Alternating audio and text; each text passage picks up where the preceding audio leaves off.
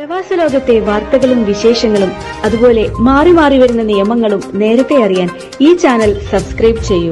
അടുത്തുള്ള bell icon enable ചെയ്യാൻ മറക്കേണ്ട. Breaking news.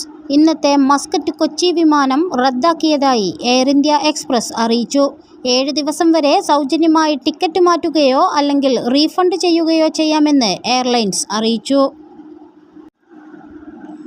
കേരളത്തിൽ നിന്നുള്ള എയർ ഇന്ത്യ എക്സ്പ്രസ് വിമാനങ്ങൾ റദ്ദാക്കി. കേരളത്തിലേക്കുള്ള ചില വിമാനങ്ങളും റദ്ദാക്കിയിട്ടുണ്ട്. യാത്രക്കാർ ഷെഡ്യൂൾ ഉറപ്പാക്കണമെന്ന് അറിയിപ്പ്.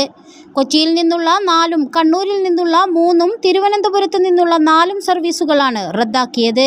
ജീവനക്കാരുടെ മിന്നൽ പണിമുടക്കിനെ തുടർന്നാണ് വിമാനങ്ങൾ റദ്ദാക്കിയതെന്നാണ് സൂചന. വിമാനങ്ങൾ റദ്ദാക്കിയ വിവരം യാത്രക്കാരെ നേരത്തെ അറിയിച്ചിരുന്നില്ല. പലരും യാത്ര പുറപ്പെടാനായി വിമാനത്താവളത്തിലെത്തിയ ശേഷം മാത്രമാണ് വിവരമറിഞ്ഞത്.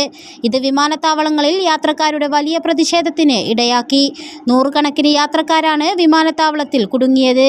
വിമാനങ്ങൾ റദ്ദാക്കിയതിന്റെ കാരണം വിമാനത്താവള അധികൃതരെയും അറിയിച്ചിരുന്നില്ല.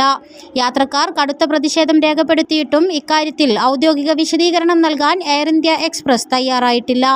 കൊച്ചിയിൽ നിന്ന് പുറപ്പെടേണ്ടിയിരുന്ന അബുദാബി, ഷാർജ, മസ്കറ്റ്, ദമാം വിമാനങ്ങളും കണ്ണൂരിൽ നിന്നുള്ള അബുദാബി, ഷാർജ, മസ്കറ്റ് വിമാനങ്ങളുമാണ് റദ്ദാക്കിയത്. മസ്കറ്റിൽ നിന്നുൾപ്പെടെ കൊച്ചി വിമാനത്താവളത്തിൽ ഇന്നെത്തേണ്ടിയിരുന്ന 4 വിമാനങ്ങളും തിരുവനന്തപുരത്തെത്തേണ്ട 1 വിമാനവും റദ്ദാക്കിയിട്ടുണ്ട്. ആഭ്യന്തര സർവീസുകളും മുടങ്ങിയിട്ടുണ്ട്.